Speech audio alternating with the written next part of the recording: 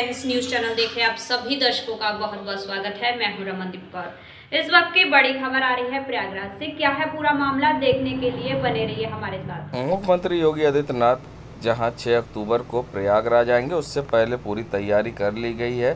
Parade में जहां fully air condition यहां पर पूरी सभा के लिए टेंट बनाया गया है, जिसमें अखाड़े के साधु संतों और अखाड़ा के सदस्यों के संग बैठक होगी। और साथ ही यहां पर पूरी तरह से कुंभ से पहले ये पहली बैठक होगी अखाड़ों के संग मुख्यमंत्री योगी आदित्यनाथ की।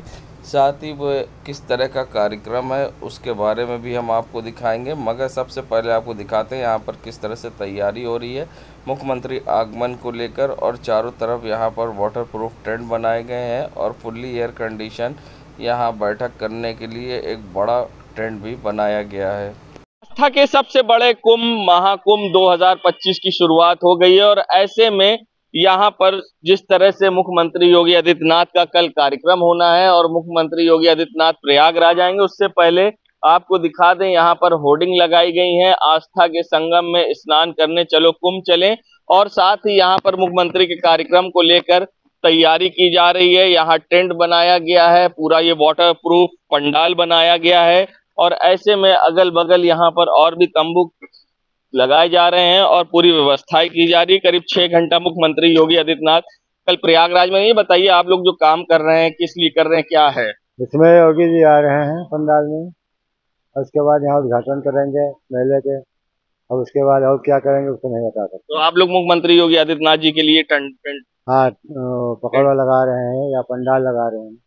तो देखिए, मुख्यमंत्री योगी आदित्यनाथ के आगमन के लिए टेंट लगाया जा रहा है। सबसे बड़ी बात है, ये पूरा जो पंडाल है पूरा फुल्ली एसी बनाया गया है और इस पंडाल में वो साधु संतों के संग बैठक करेंगे। बता दें, मुख्यमंत्री योगी आदित्यनाथ प्रयागराज यहाँ हेलीपैड संगम पहुंचेंगे, वहां से वे सीधा संगम में जाएंगे, वहां स्नान करेंगे और उसके बाद वे अक्षय वट पतालपुरी में भी पूजा करेंगे और लेटे हनुमान जी के भी दर्शन करेंगे। और साथ ही अखिल भारतीय अखाड़ा परिषद के सदस्यों के संग यहाँ पर वो बैठक करेंगे। साथ ही इस मौके पर यहाँ साधु संत भी मौजूद होंगे और मुख्यमंत्री का जो कार्यक्रम है वो 6 घंटे का करीब है प्रयागराज में, जिसके बाद बैठक करने के बाद साधु संतों के साथ वो ICCC मेला प्राधिकरण के सभागार में वो विभागीय अधिकारियों के संग कुंभ को लेकर समीक्षा बैठक भी करेंगे और कुंभ की तैयारियों का जायजा भी लेंगे। ये सैयद मोहम्मद आमिर, प्रयागराज। महाकुंभ से पहले जहां GRP के ADG प्रकाश डी प्रयागराज पहुंचे थे, जहां पर उन्होंने GRP पुलिस लाइन में अधिकारियों के संग बैठक की है और उसके बाद पत्रकारों से प्रेस वार्ता की है। साथ ही उन्होंने जानकारी दी है कि GRP पुलिस यानी रेलवे राजकीय पुलिस अब पूरी तरह से महाकुंभ में अपनी सहभागिता निभाने के लिए तैयार है और जो छुटपुट घटनाएं भी हो रही हैं उस पर तेज़ी से GRP रोकथाम कर रही है। और क्या कुछ कहना था इस मौके पर GRP ADG प्रकाश डी का, आइए दिखाते हैं।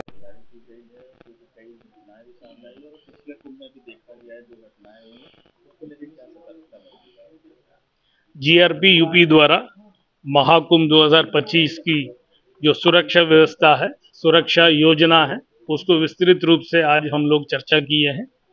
हमारा कोशिश ये रहेगी, जितने जो श्रद्धालु स्नानार्थी बाहर से आ रहे हैं उनको किसी प्रकार के कोई समस्या ना हो। रेलवे विभाग से हमारा अच्छे तालमेल है। विशेष ट्रेन लगभग 1000 चलाए जाने की योजना है और जितने भी जो रेलवे स्टेशंस है उसमें प्लेटफॉर्म की संख्या बढ़ा दिया गया है। सर्कुलेटिंग एरिया निश्चित किया गया है और circulating plan, movement plan railway द्वारा बनाया गया है, जो हम लोगों के साथ साझा किए हैं।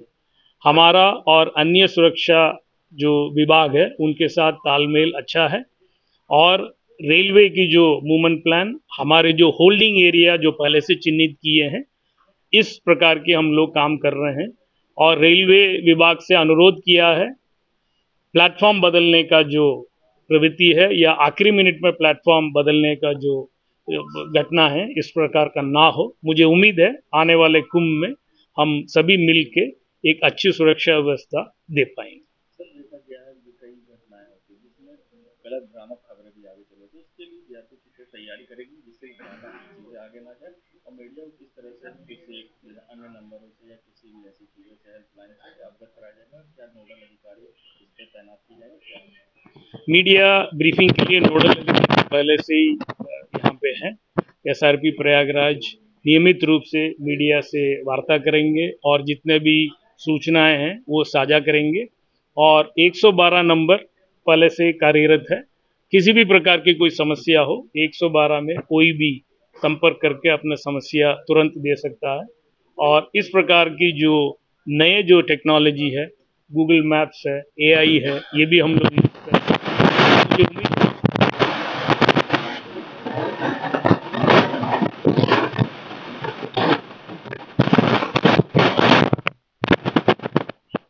ट्रैक को अवरुद्ध करने का जो घटनाएं विगत कुछ दिनों से हुई है, प्रत्येक घटना को गंभीरता से लिए हैं, सभी घटनाओं को विश्लेषण किए हैं। जिस प्रकार जो लोग लिप्त हैं उनके विरुद्ध कार्रवाई की है। 2 घटनाओं के लिए भी काम कर रहे हैं। जो पथराव की घटना हुई है उसको भी हम लोग गंभीरता से लिए हैं।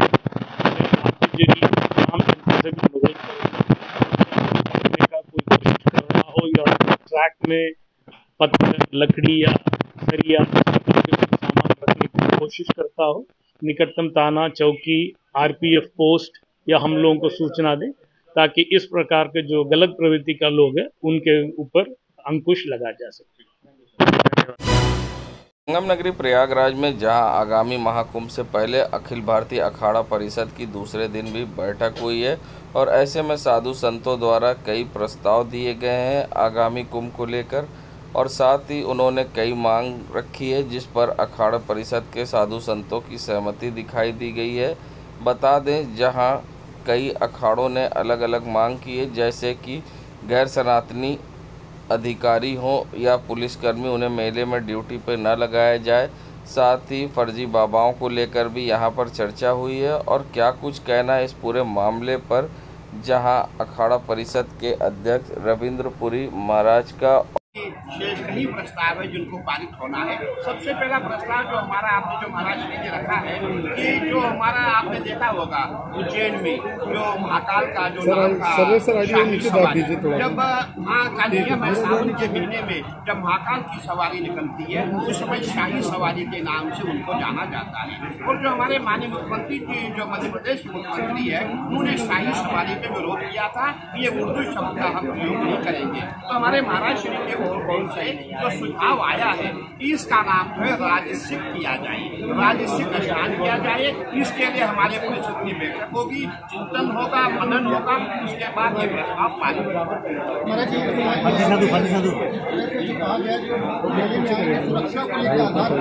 ये हमने कल भी कहा था कि जो भी कुंभ मेले में आएगा, चाहे वो साधु हो, संत हो, मीडिया के अधिकारी हो या कोई भी अधिकारी, कोई भी कर्मचारी जो मेला में क्षेत्र में आएगा, उसका आधार कार्ड, उसका ID कार्ड होना बहुत जरूरी है। क्योंकि क्या पता कि भेष में कौन आ जाए, इसीलिए उसकी पहचान होना बहुत जरूरी है।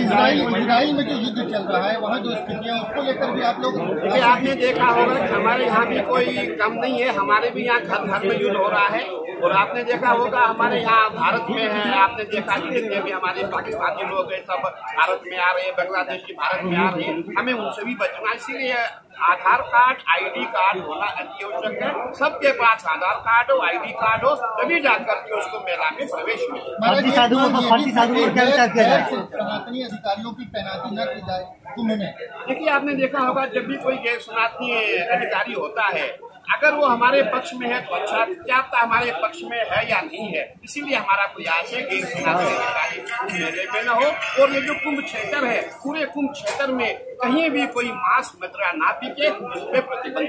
अच्छा, गाय को लेकर, गंगा को लेकर क्या प्रस्ताव किया? देखिए हमारे महाराज श्री ने भी इसके बारे में चर्चा की थी जो गाय का जो मुद्दा है, आपने देखा होगा कि महाराष्ट्र में गौ माता को जो है महाराष्ट्र में माता का दर्जा दिया गया है और हमारी ये मांग है पूरे भारत में, जैसे महाराष्ट्र में उनको दर्जा दिया गया है, पूरे भारत में गौ माता को राष्ट्रीय गौ माता का दर्जा दिया जाए, ताकि जितने भी हम समाज के जितने भी हिंदू है सबके मन में एक ही चीज रहती है, गौ माता की जय, गंगा माता की जय, और गौ माता काटी जा रही है, गौ माता का बुरा हाल है। इसीलिए हमने ये प्रयास किया है कि आज की मीटिंग में हम गौ माता के लिए विशेष चर्चा और चलेगी, अभी भी शाम को उसके लिए प्रस्ताव। ढोंगी और पाखंडी जो बाबा आते हैं गेरुआ पहनकर, जहाँ तक आप ढोंगी पाखंडी की बात कर रहे हैं, ढोंगी पाखंडी कौन बनाता है? समाज बनाता है। समाज के लोग उनके साथ चलते हैं, समाज के जितने भी बड़े बड़े लोग हैं सब उनको फॉलो करना शुरू करते हैं और वो लोग ढोंग पाखंड करना शुरू करते हैं। मैं सनातनियों को कहना चाहूंगा कि आप इन बाबाओं को जो है अपने वहाँ एंट्री मत दें। अगर आप एंट्री देंगे आप उनके फॉलोवर बन जाएंगे, उनका ढोंग और ज्यादा हो जाएगा। और हमारा पूरा प्रयास रहेगा, जो हमारा कुंभ क्षेत्र है, कुंभ क्षेत्र में किसी भी ढोंगी बाबा को प्रवेश नहीं दिया जाएगा। नए स्नान घाट बन रहे हैं, उनका अभी इसके लिए विषय चर्चा आई है, अभी चर्चा होगी, शाम तक हम देखेंगे, इसमें प्रस्ताव पारित हो जाएगा और शाम को इसके बारे में स्नान घाटों का नाम जो है अखाड़ों के, देखिए हमारे महाराष्ट्र ने ये भी एक सुझाव दिया है कि जितने भी हमारे घाट हैं, हमारे जितने अखाड़े हैं, हमारे कुल 13 अखाड़े हैं और 13 अखाड़ों के अपने अपने इष्ट होते हैं। इष्ट मतलब जो हमारे गुरु है, जो हमारे भगवान है, उनके नाम से जो है घाटों का नाम रखा जाए, ऐसा हमारा सुझाव है। ये सिर्फ यहाँ नहीं हो रहा है, इससे पूर्व में ये सरदारपुर में भी ऐसा हुआ था, जो भी नए घाट बने गए थे उनमें जो अखाड़ों के इष्ट है उनका नाम दिया गया। अभी किन मुद्दों पर और चर्चा होगी, किन विषयों पर चर्चा होगी जो बैठक? देखिए हमारे पास समय कम है, आपने देखा होगा, अब हमारे पास 2-3 मिनट शेष बचे हैं और कार्य बहुत ज्यादा है, मुद्दे बहुत है। शाम तक हमारी मीटिंग चलेगी, शाम को आप श्याम ग्रुप के डायरेक्टर ने जहां अब एक भजन गाया है, जिसका अब प्रयागराज में लॉन्चिंग होगी, बता दें, जिसमें अनूप जलोटा प्रसिद्ध गायक भी शामिल होंगे। बता दें अनूप जलोटा अपने भजनों को लेकर हमेशा चर्चा में रहते हैं, तो अनूप जलोटा के संग श्याम ग्रुप के डायरेक्टर विद्युत अग्रेरी ने डुएट भजन गाया है। सबसे बड़ी बात है, इस भजन का जो टाइटल है, राम जी की सेना चली, लंका में खलबली मची। फिलहाल किस तरह की इसकी लॉन्चिंग होगी, कौन कौन इसमें शिरकत करेगा, क्या कुछ कहना है श्याम ग्रुप के डायरेक्टर विद्युत अग्रेरी का, आइए दिखाते हैं आपको। नहीं है, ये भक्ति गीत है और जो गीत का जो टाइटल है, राम जी की सेना चली, लंका में खलबली मची, इस गीत का टाइटल है। और ये रामायण का वो हिस्सा है जब भगवान राम लंका पे चढ़ाई कर रहे होते हैं, युद्ध की तैयारी कर रहे होते हैं, और यहाँ से जब तैयारी हो रही होती है तो लंका में क्या हाल हो रहा होता है रावण के राज्य में, तो वो जो खलबली वहां पे मचती है, उसी के ऊपर ये आधारित ये गीत है, राम जी की सेना चली, लंका में खलबली मची। जी, ये कार्यक्रम संगीत से जुड़ा हुआ है, राजनीति से जुड़ा हुआ नहीं है। अच्छा, आगे फ्यूचर में और भी इस तरह के एल्बम बिल्कुल आएंगे। जी हाँ, जी हाँ, जी हाँ, अभी ये भक्ति गीतों की हमारी ये शुरुआत हुई है और आदरणीय अनूप जलोटा जी का सानिध्य मुझे प्राप्त हुआ है, ये मेरा सौभाग्य है। और इसी क्रम में और भी गीत आएंगे, क्या बोलते हैं, अभी गंगा मैया के ऊपर भी आएगा, शंकर भगवान के ऊपर भी आएगा, कृष्ण भगवान के ऊपर भी आएगा, और क्या बोलते हैं, दुर्गा माता के ऊपर भी आएगा, सभी जो है ये बनाए जाएंगे। कुंभ आने जा रहा है, तो क्या कुंभ को लेकर के भी इस तरह का कोई? हाँ है, वो प्लानिंग में है, वो प्लानिंग में है कि संगम में यहाँ पे जो कार्यक्रम होता है, कुंभ का कार्यक्रम होता है और माघ मेला लगता है, और गंगा मैया की आराधना यहाँ पे होती है, उसके ऊपर भी गीत हम लोग बनाने जा रहे हैं। जी, कुंभ में जहाँ अलग अलग साधु संतों की अलग अलग मांग है और ऐसे में किस तरह से बैठक हुई है, इस पूरे मामले पर क्या कुछ कहना है निर्वाणी यानी अखाड़े के महंत नृत्य गोपाल दास जी महाराज का, किस तरह से बैठक में चर्चा हुई है और क्या कुछ कहा गया है, आइए दिखाते हैं आपको। 2 दिनों से सर्वोच्च संस्था अखिल भारतीय अखाड़ा परिषद की बैठक चल रही है। इसमें अनेक प्रस्ताव पास किए गए हैं। मुख्य प्रस्ताव ये भी है कि जो उर्दू शब्द आए, हमारे फारसी शब्द आए हमारे सनातन धर्म में, उसको बदला जाए।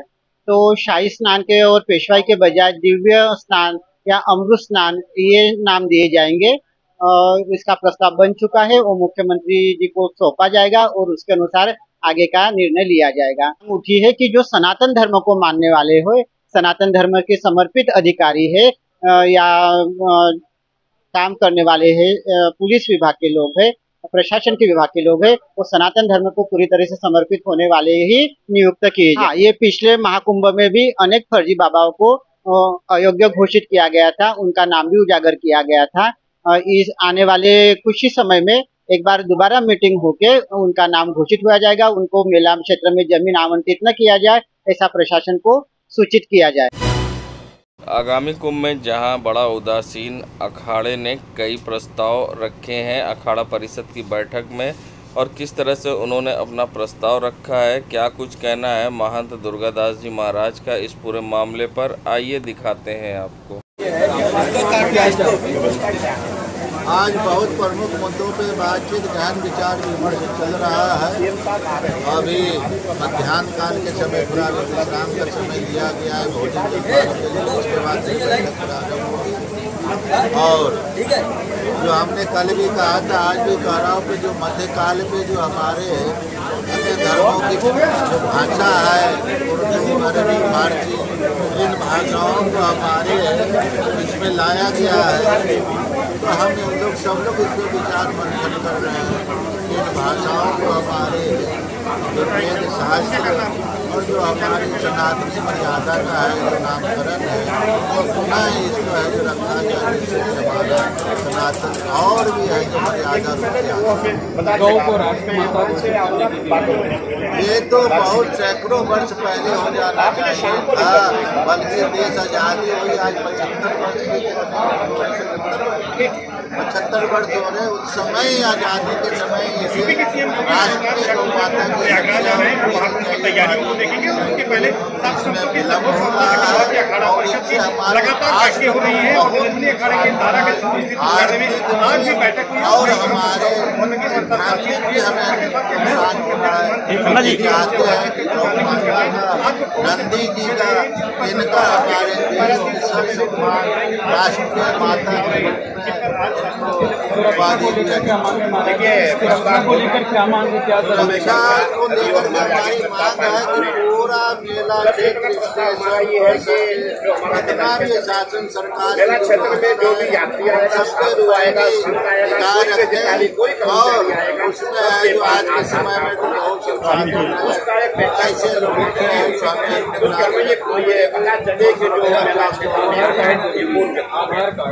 आधार कार्ड और अनेक तरह के हैं जो हमारी आजकल आप देख रहे हैं पूरे भारत में बहुत सारे लोगों ने आतंक मचाया हुआ है। इसीलिए आईटी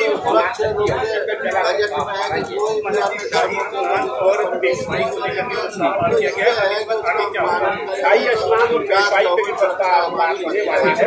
में सुझाव दिया था, अभी सब लोग बैठे थे, इसमें चिंतन मनन चल रहा है।